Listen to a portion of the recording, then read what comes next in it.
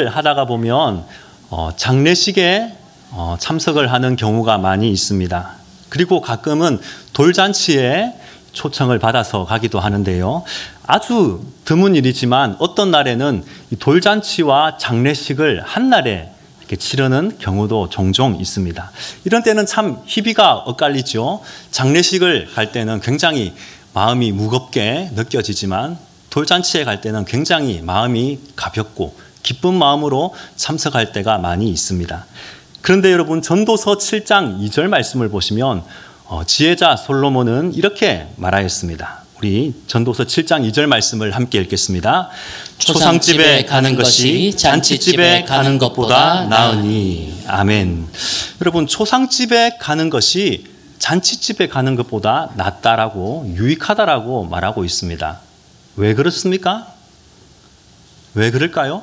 우리 생각에는 장례식보다는 잔치집에 가는 것이 마음이 좀 가볍고 편하고 이렇게 즐겁게 시간을 보낼 수 있을 것 같은데, 솔로몬은 잔치집에 가는 것보다 장례식에 가는 것이 더 낫다, 유익하다라고 말하고 있습니다. 왜 그러냐면 장례, 곧 죽음을 통하여서 우리 인생의 존재에 대하여서 알 수 있기 때문입니다. 즉 우리가 이 땅에서 유한한 존재이며 인생의 마지막이 있다는 것을 깨닫게 되기 때문입니다. 그러면서 이 마지막을 어떻게 준비해야 할지 지혜를 얻을 수 있기 때문에 이 장례식이 잔치집에 가는 것보다 유익하다라고 말하고 있습니다. 그런데 성경은 우리에게 이 개인의 종말, 즉 개인의 죽음뿐만이 아니라 온 우주의 종말, 즉 예수님께서 이 땅에 재림하셔서 모든 역사를 종결하시고 영원한 하나님의 나라를 완성하실 그날이 반드시 찾아온다라고 말씀하고 있습니다. 그리고 그날을 준비하라고 우리에게 말씀하시죠. 준비가 되어 있지 않으면 그날이, 예수님의 재림이 두렵고 떨리는 날이 될 수밖에 없습니다. 여러분, 개학날이 다가오는 것을 제일 두려워하는 학생들은 어떤 학생일까요? 다들 경험해 보셨죠? 숙제를 이렇게 안 하고 방학 내내 이렇게 놀다가 개학날이 다가오면 가슴이 막 벌렁벌렁거리죠. 큰일 났구나. 왜 이렇게 숙제를 미리 안 했을까? 그런 후회가 들게 되죠. 저는 초등학생 시절에 해가 뜨면 집을 나가서 해가 질 때 이렇게 집에 들어왔습니다. 제가 무슨 직장인도 아니고 이렇게 열심히 이렇게 동네 아이들과 뭐 딱지치기, 뭐 네모난 딱지, 둥근 딱지, 구슬치기면 구슬치기 하면 제가 모든 아이들의 구슬을, 딱지를 다 쓸어왔습니다. 그러다 보니 이렇게 아침부터 저녁까지 정신없이 이렇게 방학 내도록 그렇게 노는 것입니다. 그런데 개학날이 다가오면 점점 이렇게 걱정이 되죠. 큰일 났구나. 어떻게 하면 좋을까? 그래서 이 일기를, 이렇게 한 달치 일기를 한 번에 이렇게 몰아서 쓴 적이 있습니다. 그런 적 있으십니까? 거의 일기가 아니라 거의 소설입니다. 소설. 없는 일들을 이렇게 기억이 안 나니까 막 지어서 이렇게 적는 그런 일들이 이렇게 많이 있었습니다. 여러분, 그런데 방학 숙제를 미리 다 해놓은 학생들은 어떻습니까? 빨리 개학이 되기를 기다리죠. 선생님을 만나고 싶고 친구들도 만나고 싶고 그렇습니다. 시험도 마찬가지이죠. 우리가 시험 준비가 되어 있지 않으면 그 시험 치는 날이 굉장히 두렵고 떨립니다. 불안하고 초조합니다. 시험이 좀 연기됐으면 좋겠다. 이런 핑계 저런 핑계 대다가 시험 날짜가 다 되어서 벼락치기를 하는 그런 경우가 있죠. 그러나 평소에 열심히 공부를 하면서 시험을 준비하는 학생들은 시험이 언제 다가와도 두렵지 않습니다. 주님의 재림도 마찬가지입니다. 주님의 재림을 기뻐하고 사모하며 기다리는 사람이 있는가 하면 어떤 사람들은 주님의 재림이라는 말만 들어도 가슴이 벌렁거리고 두렵고 떨리는 분들이 있습니다. 왜 그럴까요? 자신이 없기 때문이죠. 개학 준비가 안 되어 있고 또 시험 칠 준비가 안 돼 있는 사람이 두렵고 떨리는 것처럼 주님의 재림을 준비하고 있지 않는 성도들 역시 주님의 재림이 갑작스럽게 닥칠 때에 우리는 두렵고 떨림으로 맞이할 수밖에 없습니다. 성도 여러분, 여러분들은 주님의 재림을 사모하며 기다리고 있습니까? 오늘 밤 당장 주님께서 오신다 하여도 우리의 영혼은 안전합니까? 오늘 본문은 우리가 주님의 재림을 기쁨으로 맞이하기 위하여서 어떻게 해야 하는가, 그것에 관하여서 말씀하고 있습니다. 오늘 본문을 보게 되면 계속해서 반복되는 말씀이 있는데요. 그것이 무엇이냐면 깨어 있으라, 깨어 있으라입니다. 여러분, 우리가 어떻게 하면 주님의 재림을 두려움이 아니라 기쁨으로, 즐거움으로, 감사함으로, 사모함으로 맞을 수 있습니까? 바로 깨어서 준비하는 것입니다. 자, 그렇다면 깨어 있는다는 것은 어떤 의미입니까? 먼저 오늘 예수님께서는 28절에서 무화과 나무의 비유를 배우라고 말씀하고 있습니다. 우리 오늘 본문 28절을 함께 읽겠습니다. 무화과 나무의 비유를 배우라. 그 가지가 연하여지고 잎사귀를 내면 여름이 가까운 줄 아나니. 아멘. 아멘. 여러분, 우리가 개나리나 또 철쭉이 그리고 진달래꽃이 피면 뭐가 왔다는 것을 압니까?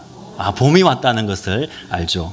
그리고 온 산과 거리에 단풍이 들면 가을이 왔다는 것을 압니다. 그리고 나무 가지가 떨어지고 낙엽이 떨어지고 가지가 앙상해지면 겨울이 왔다는 것을 우리는 잘 압니다. 마찬가지로 이 무화과 나무는요, 그 잎사귀가 늦은 봄에 나오기 때문에 무화과 잎이 나오면 이제 곧 여름이 다가오겠구나, 이것을 알게 됩니다. 누가복음을 보게 되면 이 무화과 나무뿐만 아니라 모든 나무를 보라고 말씀하십니다. 이처럼 자연 만물에 나타나는 이 현상들을, 변화들을 통하여서 우리가 그 계절을 또 그 때를 알 수 있는 것처럼 말세의 마지막 때에 일어나는 여러 가지 징조들을 보면서 주님의 때가 가까웠구나, 그것을 깨닫고 분별하라는 말씀입니다. 오늘 본문 29절에서도 보면 이와 같이 너희가 이런 일이 일어나는 것을 보거든 인자가 가까이 곧 문 앞에 이른 줄 알라, 이렇게 말씀하십니다. 여기서 이런 일은 무엇을 가리킵니까? 13장에 기록된 여러 가지 말세에 일어날 징조를 가리키는 것들입니다. 여러분, 마지막 때의 징조가 무엇입니까? 거짓 선지자들이 많이 일어나서 성도들을 미혹합니다. 또 온 세계 도처에서 전쟁이 일어나고 지진이 일어나고 기근이 일어나고 자연재해들이 일어나죠. 또한 예수님을 믿는다는 이유로 많은 환난과 핍박을 받게 되는 것, 이런 것들이 마지막 때에 말세에 일어날 현상들입니다. 우리는 이런 징조들을 보면서 주님의 오실 날이 얼마 남지 않았구나, 이것을 분별할 수 있어야 합니다. 여러분, 모든 일에는요 다 징조가 있습니다.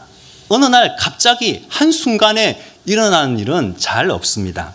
이 징조, 이 사인을 읽어내는 지혜가 있으면 우리는 우리의 삶을 풍성하게 풍요롭게 살 수 있습니다. 하지만 이 지혜를, 이 사인을, 이 징조를 계속해서 무시하게 되면요, 어느 순간 감당할 수 없는 큰 일을 겪게 되는 것입니다.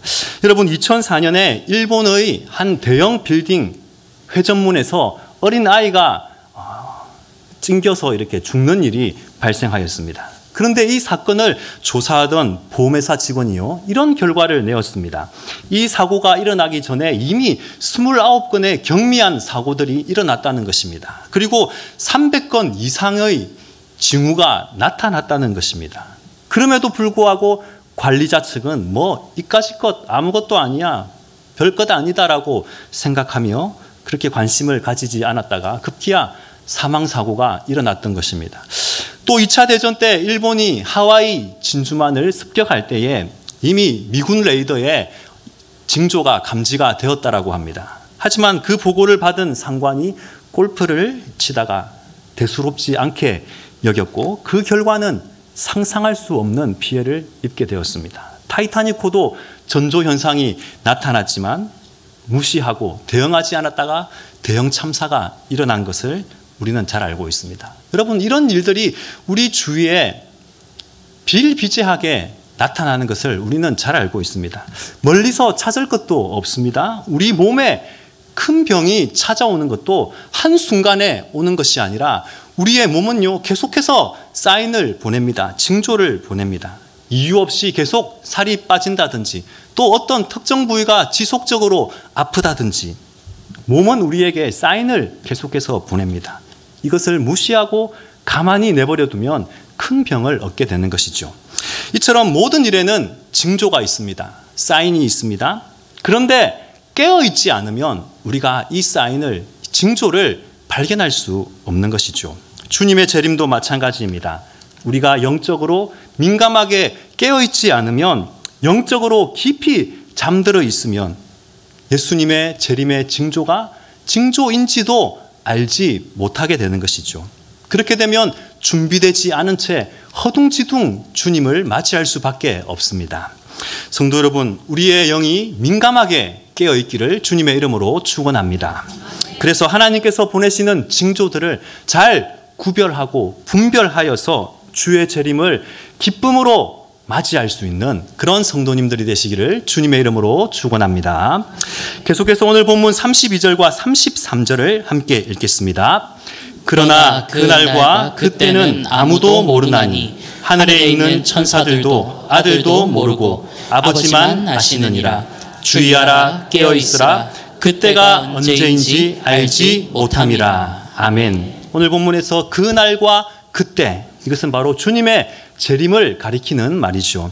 앞서 살펴본 대로 마지막 때가 되면 하나님께서는 여러 사인들을, 여러 징조들을 보여주십니다. 그 징조를 보면서 주님의 오실 날이 얼마 남지 않았구나 라는 것을 우리가 짐작할 수 있습니다. 그럼에도 불구하고 그날과 그때가 언제인지는 정확하게 알 수 없습니다.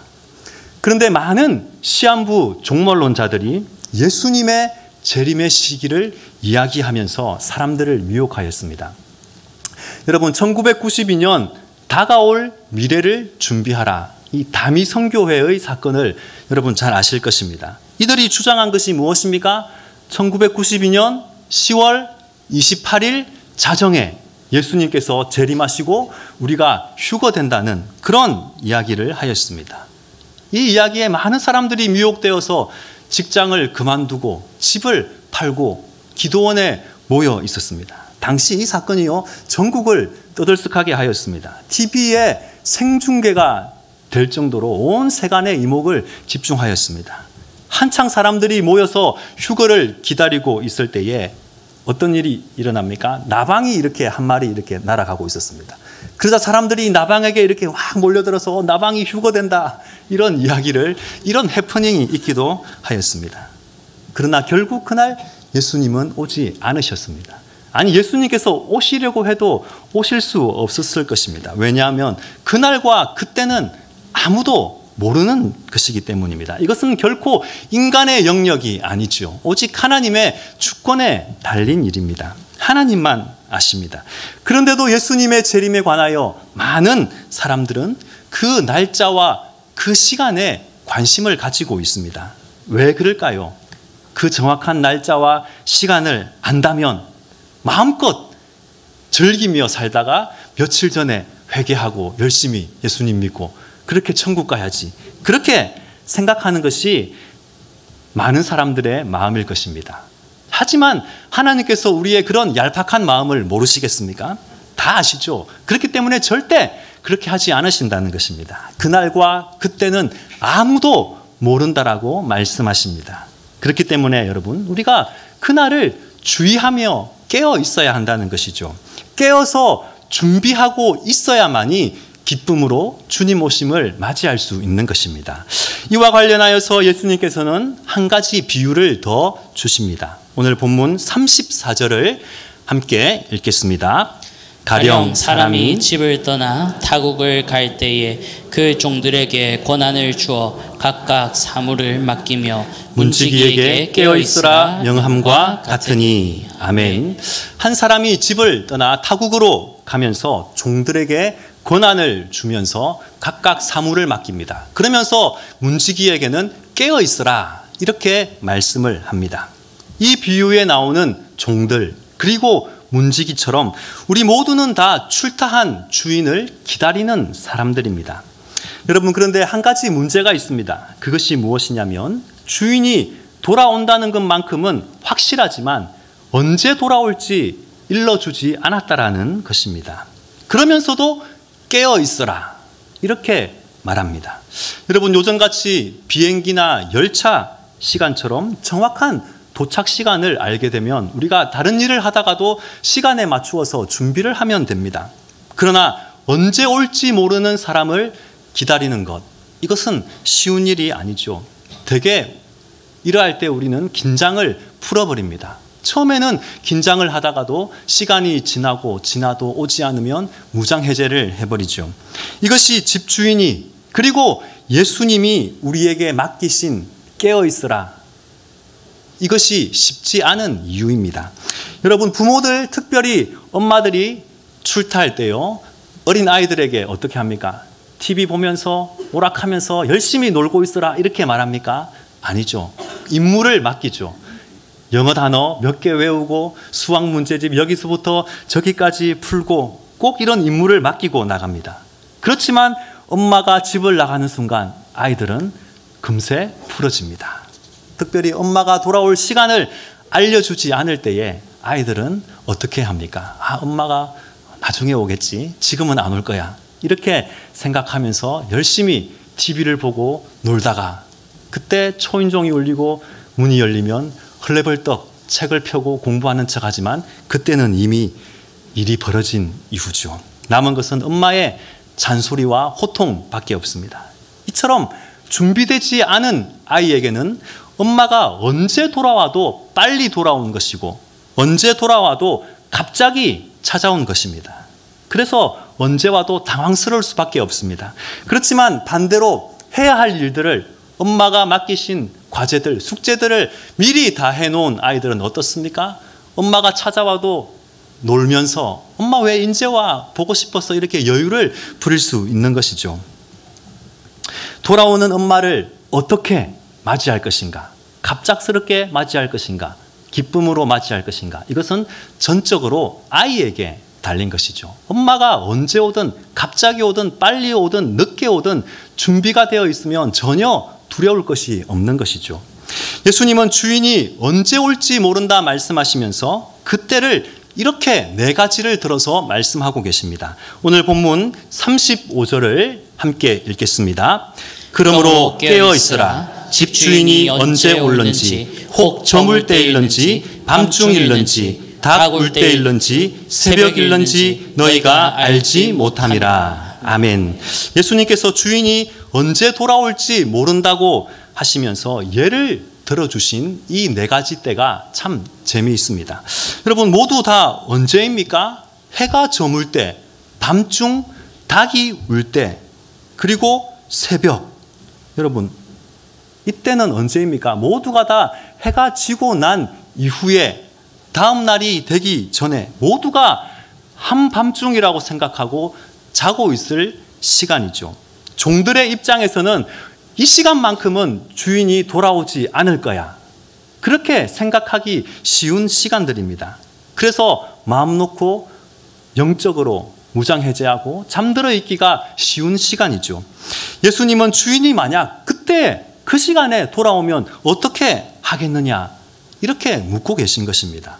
그렇다면 이 말씀은 주인이, 그러니까 예수님이 다시 오시는 그 시간이 한밤중이라는 뜻입니까? 그것이 아니죠. 밤에 오실 것이니 잠도 자지 말고 깨어 있으라는 그런 의미는 아니죠. 그것이 아니라 우리가 생각하지도 못하던 그 시간에 호련히 찾아오신다라는 것입니다. 우리가 주님이 다시 오실 것이라는 생각을 하지 못하고 주님 만날 준비를 하고 있지 않고 살아간다면 우리는 항상 잠들어 있는 셈이 됩니다. 그렇게 사는 사람에게는 가장 생생하게 깨어있는 그 대낮도 영혼의 어두운 밤이 될 수밖에 없습니다. 예수님을 만날 분명한 소망이 있는 사람은요, 저물 때이든지 밤중이든지 닭이 울 때든지 새벽이든지 그러한 영혼의 어두운 밤이 없어야 한다는 것입니다. 지금 이 시간에는 절대 주인이 오지 않을 거야. 지금 이 시간만큼은 절대 예수님이 오지 않으실 거야. 그런 영혼의 밤이 없어야 한다는 것입니다. 그래야만이 우리는 잠들지 않고 깨어서 기쁨으로 주님을 맞이할 수 있는 것입니다. 주인이 언제 어느 때에 돌아오시더라도 우리의 잠든 모습을 보여주지 않고 우리의 기대대로 주인에게, 예수님에게 칭찬을 받을 수 있다는 것입니다. 자, 그렇다면 여러분, 어떻게 하면 우리가 영혼의 밤을 줄일 수 있고 또 없앨 수 있습니까? 우리가 항상 깨어있기 위해서는 무엇이 우리로 하여금 잠들게 하는지 이것을 알아야 합니다. 그런 것들이 많이 있겠지만요, 한 가지만 나누고자 합니다. 여러분, 로마서 12장 2절 말씀을 우리가 함께 읽겠습니다. 너희는 이 세대를 본받지 말고 오직 마음을 새롭게 함으로 변화를 받아 하나님의 선하시고 기뻐하시고 온전하신 뜻이 무엇인지 분별하도록 하라. 아멘. 너희는 이 세대를 본받지 말라. 이 세대를, 이 세상을 본받지 말라. 이렇게 말씀하고 있습니다. 곧 세상 사람들이 살아가는 이 삶의 방식, 이 시대 정신을 본받지 말라는 것입니다. 성도 여러분, 이 시대 정신이 바로 우리를 영적인 깊은 잠에 빠지게 만듭니다. 쉽게 말씀드리면 남들도 뭐 다 그렇게 하는데 나도 그렇게 하면 되지. 남들도 다 그렇게 사는데 인생 뭐 별거 있냐? 그렇게 말하면서 남들이 생각하고 살아가는 대로 똑같이 우리 그리스도인들도 살아간다는 것입니다. 여러분, 누구나 많은 사람이 가는 길에 대해서는 그것이 막연하고 맹목적으로 맞는 것이라고 생각할 때가 많이 있습니다. 많은 사람들이 그렇게 하면, 그렇게 살아가면 그것이 맞는 것인가 보다. 그렇게 하면서 내가 그렇게 살지 못하면 오히려 내가 이 시대에 사람들에게 뒤처지고 떨어지는 것이다. 그렇게 생각하는 경우가 많이 있습니다. 그러면서 나에게 무슨 문제가 있는 것처럼 생각할 때가 많이 있죠. 물론 때로는 그것이 옳은 일이기 때문에 많은 사람들이 따르고 있고, 그래서 우리도 따라야 하는 일들이 있습니다. 공중도덕이라든지 예절이라든지 건전한 상식, 법과 같은 일들이 바로 그러한 일들이죠. 그렇지만 그 반대인 것들이 많습니다. 오히려 많은 사람들이 선택하는 넓은 길이기 때문에 때로는 틀린 것이 있고 거기에 맞춰서 살아서는 안 되는 것들이 있다는 것입니다. 곧 육신의 정욕과 안목의 정욕과 이생의 자랑들, 이러한 것들은요, 세상에 속한 것들이지 하나님으로부터 온 것이 아니라고 성경은 말씀하고 있습니다. 우리 그리스도인들은 이 타락한 세속의 문화에, 그 가치에 동화되어서는 안 된다는 것이죠. 이 시대 정신에 빠져들게 되면 결국 하나님과는 관계가 멀어지게 되고 영적인 깊은 잠에 빠질 수밖에 없는 것입니다. 그런데 이런 바르지 못한 시대 정신은요, 세상에만 있는 것이 아니라 교회 안에도 있다는 것입니다. 오늘날 한국교회 안에서 유행하고 있는 시대 정신은 무엇입니까? 성도들은 점점 더 편하고 부담 없는 신앙생활을 하기를 원합니다. 가볍고 즐겁기만 한 그런 신앙생활을 추구하고자 합니다. 그리고 교회들도 그런 성도들의 요구에 맞추어서 점점 가벼워지고 있습니다. 이것이 일종의 흐름이 되고 있습니다. 물론 그런 부분들을 전혀 무시할 수 없지만요, 그런 것들 하나를 묵인하고 타협하다 보면 결국 이 세속의 논리가 교회 안에 들어오게 되는 것이죠. 그런 시대의 흐름을 따라가면 예수를 제대로 믿고 기도에 힘쓰고 신앙생활을 열심히 하고 헌신하며 애쓰는 것, 그런 것이 아무 소용이 없어 보이게 됩니다. 왜 내가 그렇게 바보같이 어리석게 살아야 되나? 남들처럼 적당히 신앙생활하고 편하게 즐기면 되지. 그렇게 생각하게 된다는 것입니다. 그렇게 불편하게 예수를 믿는 것이 어리석게 여겨지고 나만 이렇게 열심히 할 필요가 있는가? 이런 생각들이 들게 되는 것입니다. 그런데 여러분, 우리가 이런 생각들에 사로잡히게 되면 바로 영적인 깊은 잠에 빠지게 된다는 것입니다.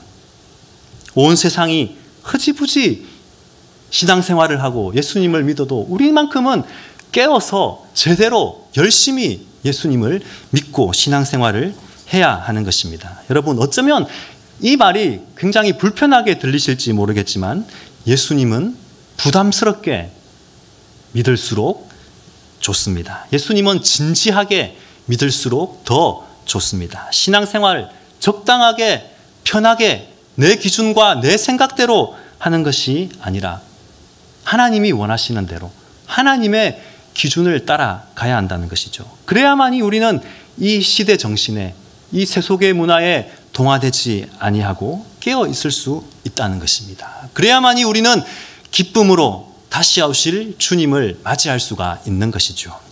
예수님께서는 오늘 본문 37절 말씀을 통하여 이 비유의 결론을 다음과 같이 내리고 있습니다. 우리 본문 37절을 함께 읽겠습니다. 깨어 있으라, 내가 너희에게 하는 이 말은 모든 사람에게 하는 말이니라 하시니라. 아멘. 예수님께서는 다시 한번 깨어 있으라 이렇게 말씀하시면서 이 비유의 말은 모든 사람에게 하는 것이니라 이렇게 말씀하고 있습니다. 예수님께서는 이 비유의 말씀을 1차적으로 이 제자들 가운데서도 말세의 징조를 물었던 베드로와 야고보, 요한과 안드레에게 주셨습니다. 그러나 이 4명의 제자뿐 아니라 모든 제자들에게 주시는 말씀이고, 또한 오늘날 동일하게 주님의 재림을 기다리는 우리 모든 성도들에게 주시는 말씀이라는 것입니다. 모든 교회들이, 모든 성도들이 주의 깊게 들어야 한다는 말씀이죠. 성도 여러분, 주님 다시 오실 날이 이제 멀지 않았습니다. 오늘날 세계 도처에서 일어나는 현상들을 볼 때에 주님이 오심이 얼마 남지 않았다는 분명한 징조들이 일어나고 있습니다. 우리가 그날과 그때가 언제인지 정확하게 알 수는 없지만 분명 주님께서는 때가 되면 다시 오실 것입니다. 성경의 모든 예언들, 약속들은 이미 다 이루어졌습니다. 이제 주님께서 오실 그날, 이것만이 남아 있습니다. 성도 여러분, 숙제는 다 하셨습니까? 시험 준비는 잘 하고 계십니까? 예수님을 맞을 준비는 다 하셨습니까? 매 순간 잠들지 말고 이 시대 정신을 본받지 말고 깨어있기를 원합니다. 그리하여서 언제 주님이 어느 때에 다시 오실지라도 그 주님을 기쁨으로 기다리고 맞이하며 그렇게 살아갈 수 있는 저와 여러분이 되시기를 주님의 이름으로 축원합니다.